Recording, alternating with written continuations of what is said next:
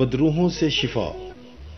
اور وہ جھیل کے پار جرجاسیوں کے علاقے میں پہنچے، اور جب وہ کشتی سے اترا تو فوراً ایک آدمی جس میں ناپاک روح تھی قبروں سے نکل کر اسے ملا۔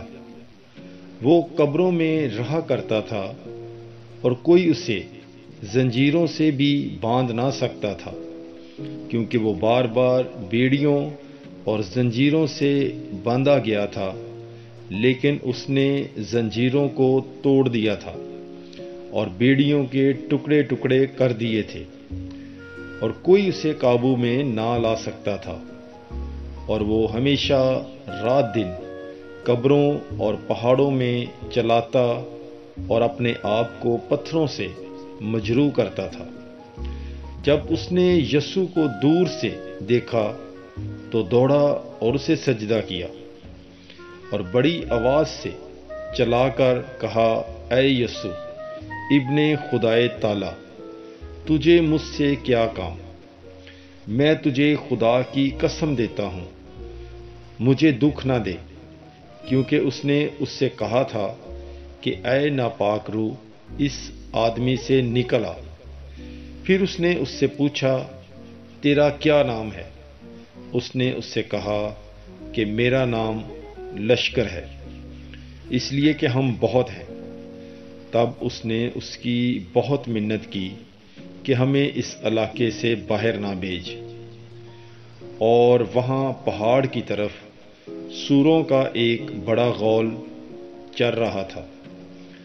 پس بدروحوں نے اس کی منت کر کے کہا کہ ہمیں ان سوروں میں بھیج دے تاکہ ہم ان میں داخل ہو جائیں۔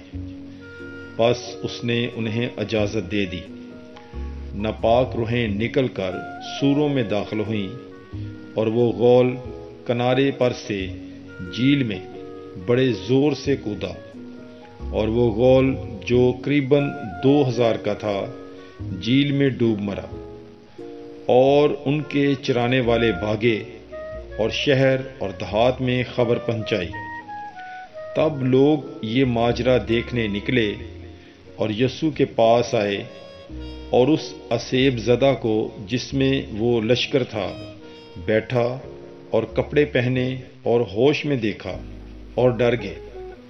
اور دیکھنے والوں نے انہیں اسیب زدہ کا ماجرا اور سوروں کا حال بیان کیا۔ تب وہ اس کی منت کرنے لگے کہ ہماری سرحد سے چلا جا۔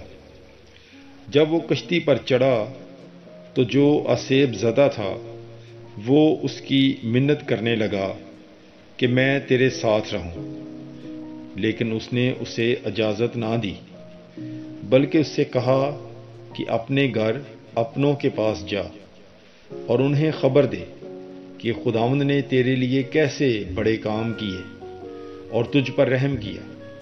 تب وہ چلا گیا اور دکاپولس میں ان کاموں کا چرچا شروع کیا جو یسوع نے اس کے لیے کیے تھے، اور سب متعجب ہوئے۔ پاک کلام کے پڑھے اور سنے جانے پر خداوند کی برکت ہو۔ خدا کا شکر ہو۔ مقدس مرکز کی انجیل اس کا 5واں باب پہلی آیت سے لے کر 20ویں آیت تک۔ God bless you. Bible is life.